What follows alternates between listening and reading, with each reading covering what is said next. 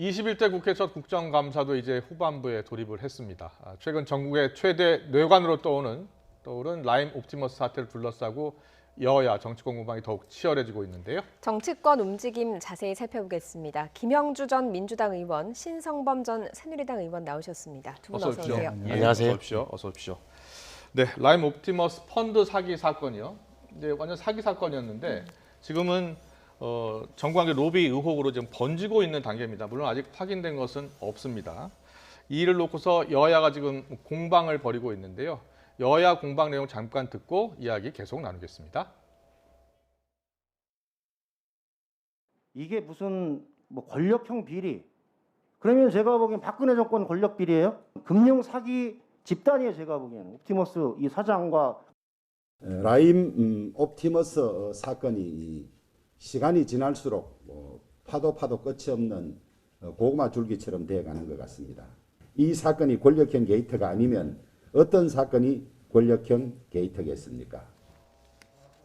네, 이게 지금 청와대와 여권 정치인들 이름이 거론이 됐고요. 또 최근에는 뭐 검사 그리고 야당 정치인 이야기도 나오고 있습니다. 권력형 비리가 아니냐라는 의혹이 계속 커지고 있는데요. 먼저 두 분께서는 이번 라임 옵티머스 사태에 대해서 어떻게 생각하는지 짧게 한번 얘기해 주시죠.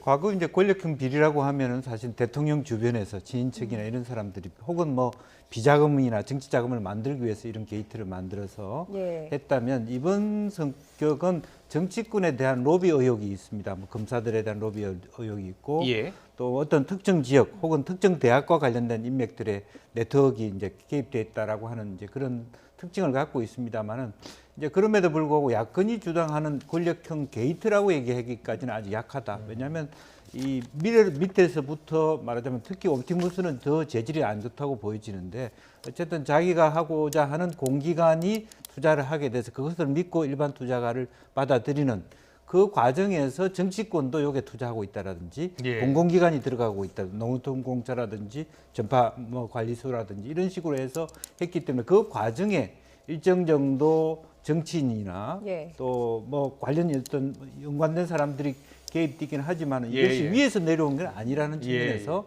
조금 입장이 다를 수 있다라고 보여집니다. 아직은 이제 사기 사건 단계 정도의 수준이다라고 이제 이해를 하고 계신 것 같고요. 신성범 의원님은요? 우선 등장 인물들의 면면을 볼 때 상당히 저는 심각한 상황으로 갈 수 있다. 예를 들어서 뭐 청와대 행정관, 이 정부 들어서 행정관들이 상당히 힘이 있다는 이야기가 많이 들어요. 청와대 행정관이라든지 여당 지역위원장이라든지 금감원의 실무국장들 이런 사람들이 이제 이미 구속이 돼 있는 상황이고 이름이 나오는 것만 하더라도 사실 여부와 상관없이 예를 들어서 뭐 청와대의 수석 비서관, 여당 국회의원들 이름이 나오고 있고 무엇보다도 이게 출발을 보면 말씀하셨다시피 공공기관 그럼 다시 말하면은 전파진흥원이나 뭐 농어촌공사나 한전이나 이런 데서 수백억 또는 수십억씩 이렇게 펀드에 투자하도록 하는 과정에 뭘 믿고 했겠느냐. 그 앞에 다 좋다면 이제 금감원에서 그런 펀드 그 허가를 내줄 때 조건이 있을 텐데 또 그건 누가 해준 거냐. 일반인들이 예를 들어서 금융 전문가들이 모여가지고 우리 펀드 만들자 하고 되는 건 아니잖아요. 근데 이렇게 조건에 부합하게 허가를 받는 과정, 금감원부터 그다음에 이렇게 또 NH투자증권까지 그 신빙성이 더해졌으니까 신뢰도가 높아서 아닙니까? 농협이 났으니까 그 많은 사람이 투자를 했을 텐데 그것도 또 국채 투자한다 그래요. 그 공공기관의 채권에 투자하겠다는 그런 약속을 믿고 뭐가 뒤를 봐준 사람도 있는 거 아니냐? 이건 의혹이지만 등장 인물들이나 전체적인 구성을 봤을 때는 언제든지 뭐 어찌됐건 뭐 누가 나올지 모르겠지만 권력형 비리로 번질 수 있는 소지는 크다라고. 알겠습니다. 여야 양쪽에서 권력형 비리다 아니다를 두고는 좀 온도차가 있는 것 같은데 일단 라임 사태와 관련해서 핵심 인물인 김봉현 전 회장이 옥중 입장문을 내면서 좀 파문이 커지고 있는 모습을 보이고 있습니다. 야당 정치인이 연루됐다, 검사가 연루됐다 이렇게 이야기를 했거든요. 두 분 모두에게 여쭙겠습니다. 먼저 어떤 입장으로 보셨습니까? 사실 처음에는 이제 강기정 그 정무수석에게 뭐 바로 그건 아니지만 뭐 말하자면 이모 전 사장을 통해서 5천만 원을 줬다 이렇게 얘기를 했는데 또 입장을 바꿔서 그것은 뭐 검찰의 강압에 의해서 강기정이만 이렇게 하면 뭐 상당히 봐준다 이렇게 됐기 때문에 전반적으로 이 사람들의 말의 신빙성이 상당히 흔들리고 있다라고 예. 하는 부분이고요. 예. 또 강기정 수석도 거기에 대해서 응당하게 말하자면 법적 조치를 하겠다는 거고요. 관련된 김영춘 현재 국회 사무총장 같은 경우도 본인이 전혀 뭐 검찰에 나와서 일정 조율을 하고 있습니다만 제가 이렇게 아는 바 옆에서 이렇게 체크를 한 바는 자기가 왜 나가는지도 모를 정도의 그런 부분이 있습니다. 물론 예. 이제 일부는 또 뭐 무슨 편의를 봐줬거나 또 양복을 얻어 입었거나 이런 여러 가지 연관의 어떤 깊이에 따라서 차이가 있습니다만 예. 이제 그런 의미에서 이분들의 신뢰를 얼마나 할 수 있느냐 예. 이렇게 튀었다 저렇게 튀었다 하기 때문에 아직은 이 사람들이 어느 정도 진실성을 갖고 있느냐 하는 것들이 예. 문제가 될 것 같다는 생각이 네, 신빙성에는 좀 의문이 제기된다라는 예. 말씀이셨고요. 예. 네. 그렇죠. 이게 이제 입장문을 썼다는 게 9월 21일 날 썼다는 거 아닙니까? 지난달에 지난달. 예. 이거 써놓고 있다가 뭐 변호인한테 맡겨놨는지 모르겠는데 언론에 전달된 게 지난주 16일이란 말이에요. 예. 근데 예. 기억하시겠습니다만 10월 8일 날 재판에서 나와서 말한 게 아까 제가 말씀드린 강기정 전 수석 그랬죠. 이야기를 한 게 10월 8일이에요. 8일이었고. 그래 입장문을 쓸 때 9월 21일에는 이게 다른 야당 출신 누가 그 변호인에 와갖고 강기정 수석 잡아달라. 그게 한 달 전에 썼다는 게 어디서 확인된 확인된 내용입니까? 내용이 9월 20, 저 언론 보도에 다 나왔어요. 예. 9월 20일 날 작성된 문건이라는 거. 그래놓고는 그 한 달 후에 나와가지고는 법정에 나와서는 다른 소리 했으니까 뭔가 좀 안 맞긴 안 맞는 신빙성이 별로 없다. 근데 그럼 다 거짓말이냐? 제가 볼때 그것은 아니고 아마 참과 거짓 좀 다 뒤섞여 있는 예. 그런 상태예요. 그런데 한 가지 분명한 것은 이 양반이 현재는 수감 생활 중인데 뭔가 프레임을 그게 예. 자기한테 유리한 걸로 좀 바꾸려는 시도는 분명히 하는 것 같다. 네. 다시 말하면 이게 뭐 검찰에 잘 보이든 법무부에 잘 보이든 어찌 됐건 예. 여기서 자기 재판에 유리하거나 누구를 공격할 수단으로 법정 정언도 그렇고 이런 그 입장문도 상당히 프레임 전환용으로 이용하고 있는 건 분명해 보입니다. 예. 알겠습니다. 프레임 전환용으로 자신에게 유리한 그렇죠. 수사 판결이 나올 수 있도록 그렇게 쓴 예, 입장문 같다라는 저는 말씀을 그걸 해주셨어요. 알겠습니다. 그동안 이제 국민의힘이 권력형 게이트다라고 이제 목소리를 높였었는데요. 갑자기 이 입장문이 나오고 나서는 좀 주춤하고 있는 것 같아요. 좀 당혹스러운 분위기입니까? 어떻습니까? 아무리 그렇지 않겠습니까? 그러니까 강기정 수석 이야기 할 때까지만 하더라도 야당 입장에서는 굉장히 좋은 내용으로 봤는데 네. 유리하다고 본 건데 다 갑자기 느닷없이 야당 출신 정치인이 나오니까 예. 아마 내부 조사도 할 텐데 제가 볼 때는 그럼에도 불구하고 국민의힘은 제가 볼 때는 이것도 좌고우면하지 말고 예. 특별검사 주장을 해야 되고 내부적으로 문제가 있으면 다 정리를 하는 게 맞아. 이거는 여야가 서로 이제 손가락질하는 거 아닙니까? 여당 이름이 나오면 야당에서 박수를 치고 하는 이런 야당 이름이 나오면 여당에서 거발하고 손가락질하는 형국이니까 예. 또 검찰 수사도 서로 못 믿는 이렇다면 이건 정말 예. 어떻게 보면 완벽하게 특별검사, 특검 대상이 되기 때문에 야당도 뭐 주저할 이유도 없고 그러니까 제가 볼 때 특검을 굉장히 좀 강하게 논리적으로 주장해야 되고 그걸 성사시키기 위해서 여당과 저는 협상을 잘 해야 된다고 생각합니다. 예, 지금 뭐 국민의힘은 계속해서 특검을 도입을 주장을 하고 있습니다만 사실 이번에 김봉현 전 회장의 옥중 서식이 나오면서 좀 공수가 바뀐 것 같다라는 평가가 나오기도 하거든요. 민주당에서는 공수처 이번에 추진해야 된다 이렇게 지금 주장하고 있지 않습니까? 뭐 일관되게 그것은 뭐 공수처의 추진과 공수처가 위헌적 요소가 있다라고 하는 입장들이 변함이 없이 예, 예. 가고 있는 것 같은데 어쨌든 이번 사태로 인해서 실제로 이제 야당의 힘이 얼마 전까지는 굉장히 강하게 밀어붙였다가 네. 조금 머쓱한 상태인데 과정을 보면 어쨌든 이 과정에서 그야말로 중앙지검을 비롯해서 말하자면 검찰 수사본부가 강화되고 있는 상황이잖아요. 몇 명이 예, 더 예. 보강이 되고 한 20명 정도의 특별수사본부가 되고 그 과정에서 수사가 말하자면 국민 눈높이라든지 여야 의원 눈높이에 맞지 않을 경우에 예. 특검 갈 수 있는데 문제는 처음부터 그 단계를 가지도 않고 처음부터 현실적이지도 않은 수적으로 계산했을 때 특검이다 권력형 게이트다 얘기하는 것은 좀 앞서 있는 부분이 있다. 그래서 지금은 어쨌든 그 윤 검찰총장을 비롯해서 중앙지검이 함께 지금 수사본부를 강화하고 있는 건 사실이거든요. 네네. 이제 그 강화된 노력의 결과를 보고 실제로 특검까지 갔을 때 또 한편으로는 특검까지 가는 데 있어서 여당조차도 입장이 좀 달라질 수가 있습니다. 일방적인 말하자면 여당에서의 어떤 권력형 게이트라기보다는 여야 전방이 수사가 있고 일부 아마 청와대 민정수석 행정관이라든지 네. 또 금감원의 어떤 국장이라든지 이런 부분들에 대한 문제가 있을 수 있기 때문에 네. 그런 면에서 조금 더 드라이하게 접근할 수 있지 않겠나 생각이 듭니다. 네. 저는 이 예.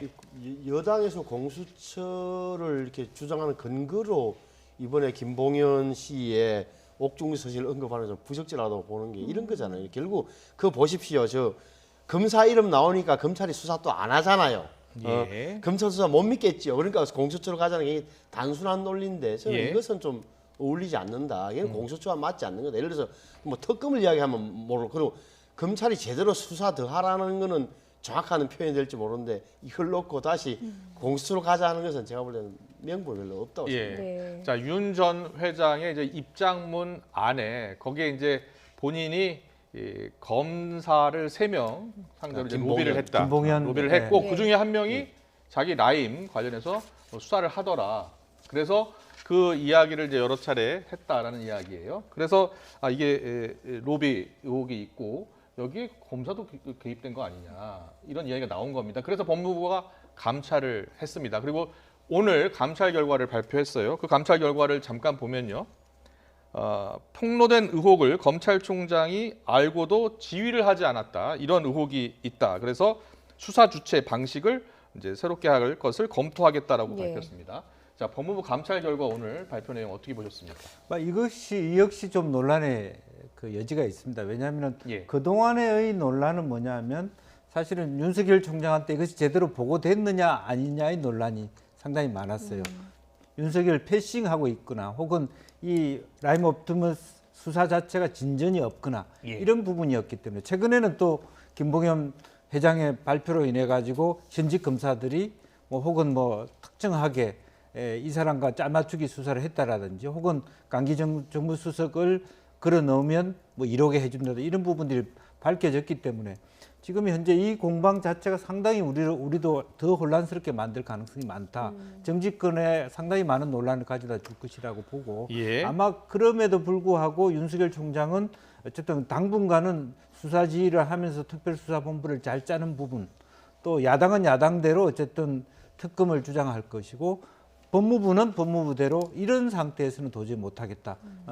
별도의 다른 어떤 현재의 어떤 윤석열 총장 지휘 체계에서 벗어나는 다른 수사본부가 필요하다. 이렇게 아마 3자가 서로 다른 이야기를 할 가능성이 많다. 저는 그렇게 보입니다. 예, 뭐 법무부, 대검, 연이어서 법무부, 대검 이렇게 입장문을 내면서 좀 반박을 하는 모양새거든요. 이게 참 국민들이 보기에 다시 한번 법무부와 검찰 좁히면 추미애 장관과 윤석열 총장이 또 정면으로 붙는구나 하는 느낌을 갖게 정면으로 붙은 거예요. 예, 보십시오. 예. 오늘 법무부가 뭐라 그러냐면은 김봉현 씨를 예. 법무부에서 조사를 했다는 거예요. 감찰 조사를. 예. 당신이 쓴 게 사실이냐? 성명서에 쓴 게라고 하니까 다 사실이라.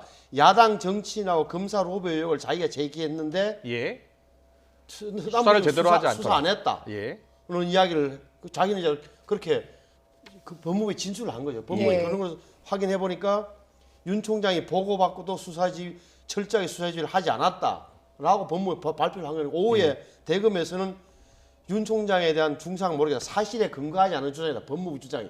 이게 뭐 두 조직이 두 예. 사람이 장관과 총장이 완전히 정면으로 부딪히는 거예요. 근데 제가 방금 들어오기 전에 또 기사를 체크해 보니까 윤 총장이 이제 말한 것 중에 하나는 야당 출신 정치인 부분에 대해서 자기가 보고를 받았다. 예. 남부지검에서. 근데 그건 여야를 막론하고 철저히 수사하라고 지시를 했다고 해요. 예. 네. 그것은 당시 남부지검장 그 7월달에 이번 7월달에 그만둔 분도 어디 기자와의 통화에서 그거는 총장이 그렇게 지시를 받았다 자기가 예. 인정되는 것 같은데 검사 비위 사실. 예. 검사 3명하고 어디 가서 뭐 1,000만 원씩 술을 대접했다. 그 수사관들한테 돈을 뿌렸다는 부분에 대해서는 예. 윤 총장도 보고를 못 받았다 하니까 약간의 좀 차이는 있는 것 같아요. 법무부에서 보는 거. 예. 네. 그렇게 지금 또 법무부와 대검찰청이 또 충돌하고 있는 그런 모양새인데요. 법무부가 이제 만약에 이제 새로운 수사팀을 꾸린다라고 하면 또 다시 충돌하지 않겠습니까? 어떻게 보세요? 사실은 법적으로 과연 법무부가 새로운 수사팀을 꾸리는 것 자체가 검찰청법에 일치할 수 있느냐 그런 논란이 벌어질 수 있겠습니다. 예. 현재의 실질적으로 완전히 윤석열 검찰총장의 수사 지휘권을 또 한 번 배제시키면서 일을 한다라고 하는 것이 적절할 것인가라고 예, 예. 하는 부분이고요. 예. 또 그럼에도 불구하고 어쨌든 그 법무부랑 뭐 지난번 방식대로 뭐 고법에 맡긴다든지 전혀 다른 어떤 검찰 조직 내에서 이것을 이끌어 가도록 해야지 법무부가 계속 일선 수사 지휘권을 배제시키면서까지 하는 것은 또 한 번의 어떤 정쟁의 대상이 될 수 있기 때문에 한번 지금이라도 뭐 말하자면 남부지검을 중심으로 해서 컨트롤 타워만 바꾸는 그런 것이 필요하지 않겠냐 그렇게 생각이 듭니다. 예. 네. 저는 또 이번 관련해서 추 장관님에서는 태도가 법무부의 태도가 굉장히 좀 이중적이다. 그러니까 지난 김봉현 씨 말이 양상하지 말씀 일부는 사실이고 일부 거짓이 섞여 있을진데 지난번 법정에서 나와서 했던 정언 그러니까 강기정 전수에 대한 부분은 사실이 아니라고 애써 설명을 해주더니만 추 장관께서 국회에 나와서 이번에 또 김봉현 씨의 이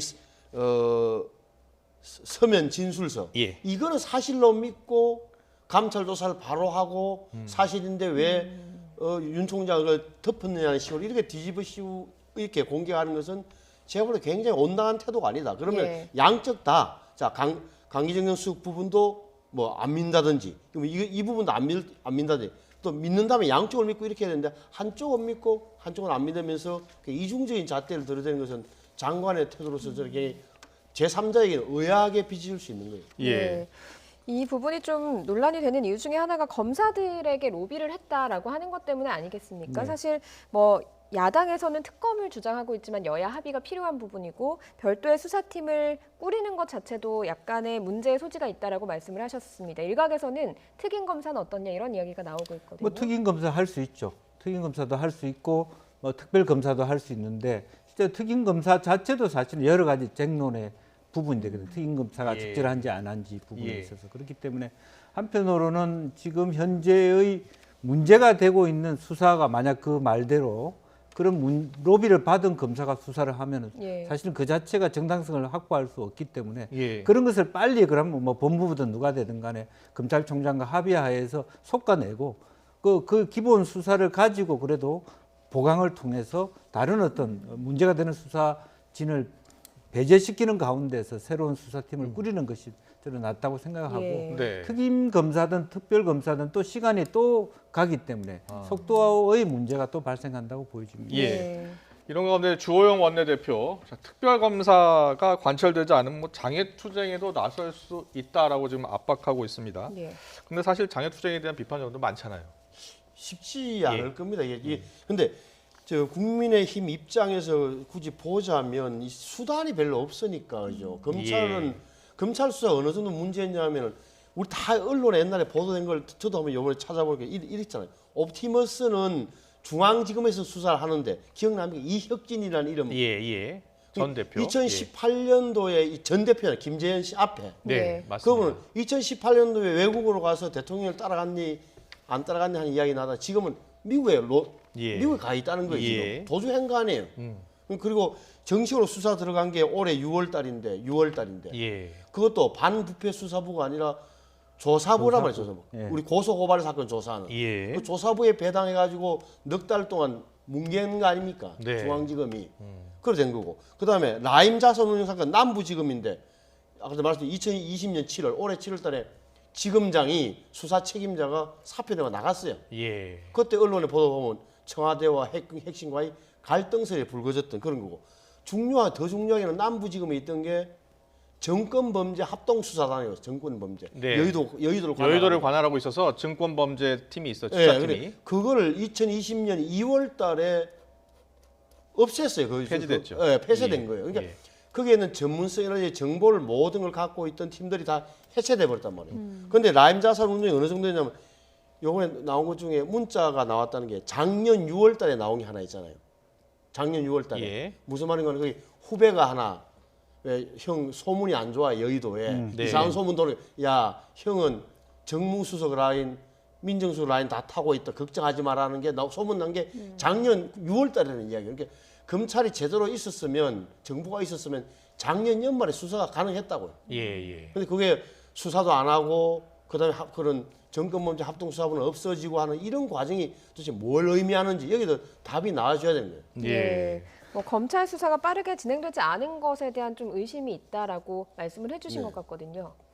아무래도 이제 그게 이제 본격적으로 문제가 된 게 작년 7월 달입니다. 사실은 이제 그 외화되고 또 그래서 강기정 수석 문제도 7월 달에 문제가 그렇게 됐고 그것이 이제 이야기가 되는데 어쨌든 그 동안에는 우리 뭐 말하자면 아시다시피 이제 사법 개혁이라는 측면에서 말하자면 뭐 수사권 조정이라든지 구조적인 측면을 하다 보니까 인사 이동도 많고 이제 그러다 보니까 아까 말씀하신 대로 정권범죄수사처도 없어지고 그게 이제 올 초거든요, 사실은. 근데 그럼에도 불구하고 지금 현재 이 수사지를 윤 총장이 남부지검에 하는 것은 원래 그 남부지검이 그 부분이 정통한 말하면 수사진이 많아요. 또 그런 데다가 뭐 다스라든지 박근혜 정권 때 특검했던 사람들이 지금 붙고 있기 때문에 뭐 과거처럼 그렇게 완벽한 전문가들은 아니더라도 이와 비슷한 어떤 권력형 비리 수사를 했던 경험자들이 5명, 10명 가까이 달려붙고 있기 때문에 그런 정도의 전문성에 대한 문제는 없을 거라 그렇게 보여집니다. 예. 네, 이 지금 라임 옵티머스 펀드 관련, 특히 이제 이 옵티머스 펀드 관련해서는 대통령도 이제 적극적으로 수사를 하라라고 이제 지시한 만큼 이제 수사의 속도를 내야 될 것 같습니다. 그렇지 않으면 계속해서 의혹이 번지니까요. 다음 이슈 넘어가겠습니다. 지난 4.15 총선 선거 사법의 공소 시효가 지금 만료가 됐습니다. 그 전에 이제 하루 전에 이제 기소가 됐죠. 현역 의원 27명이 공직선거법 위반으로 재판에 넘겨졌는데요. 자, 민주당이 9명, 국민의힘이 11명입니다. 그리고 이제 무소속이 7명인데요. 이와 관련해서 국민의힘 측에서는 야당만 수사한 거 아니냐 이러면서 반발하고 있어요. 아무래도 이 뭐 숫자도 그렇지만 지난번에 그 선거 과정이 물론 이제 코로나 때문에 상당히 위축되긴 했지만 그래도 가장 활발하게 많이 하고 힘있게 어떻게 보면 공세적으로 했던 게 주로 민주당 의원들이 후보들이 많고 사실 뭐 당시 한국당 자유한국당 후보들은 좀 어떻게 보면 좀 밀리는 가운데서 한 건데 결국은 또 언론 보도도 그게 많이 나왔었다. 50여 명이 조사받고 하는데 결과적으로 보면 굉장히 뭐 11대 9. 원래는 사실은 또 이 검찰에서 이게 뭐 대검 차원에서 잣대를 갖다 대고 여야 간에 균형 맞추기도 사실 조금씩 하거든요. 왜냐하면 피할 수 없는 게 한쪽만 너무 할 수도 없고 한다는 그런 현실적인 문제가 있으니까 조금의 이걸 가감을 하는 거는 뭐 있을 수 있는데 이번처럼 이렇게 11대 9 너무 좀 한쪽으로 치우치는 저는 제가 볼 때는 뭐 야당 소속으로서 제가 보면은 조금 이상하다는 느낌은 받죠. 네. 이와 관련해서 주호영 원내대표 이야기를 하지 않았습니까? 이 이야기를 좀 더 들어보고 질문 더 이어가도록 하겠습니다. 특히 윤건영, 고민정 등 여권 핵심 인사들과 관련해서는 줄줄이 석연치 않은 이유로 또는 알려지지 않은 이유로 불기소 처분이 됐습니다. 시중 말로 검찰의 진짜 권한은 범죄자를 기소하는 데 있는 것이 아니라 기소하지 않고 봐주는 데 있다고 하지만은 기소권을 독점하고 있는 검찰이 이 사건도 요직에 친정권적인 사람을 앉혀서 아마 이런 결정을 하는 것 같습니다. 네, 자 김영주 의원님, 검찰 요직에 이제 친정권적인 사람들을 앉혀서 다 그렇게 하다 보니까 이게 야당 의원들만 이게 기소한 거 아니냐 이렇게 지금 문제를 제기하고 있어요. 뭐 그렇게 문제 제기하기 시작하면 역대 정권이 아마 다 그런 의혹을 받을 수 있을 것 같은데요. 실제로 보면은 뭐 여권의 핵심이라서 봐주고 그런 것이 아니라 실제로 사안별로 그렇게 많지는 중요한 사안이 많지는 않을 것 같고 오히려 문제는 오히려 인사이동을 통해서 제대로 된 어떤 선거 사범에 대한 수사가 좀 부실한 거 아닌가 그런 비판은 저는 받을 수 있어요. 그러니까 시기에 비해서 인사이동을 막 2번이나 했잖아요. 올해 2월달, 7월달에 하고 그러다 보니까 상당히 많은 인사의 폭이 넓어졌거든요. 또 기구도 달라지고 그러다 보니까 정말 저분들이 이 4.15 총선 이후에 여러 가지 크고 작은 어떤 선거 사범에 대한 수사를 철저히 할 수 있는 여력이 있었느냐.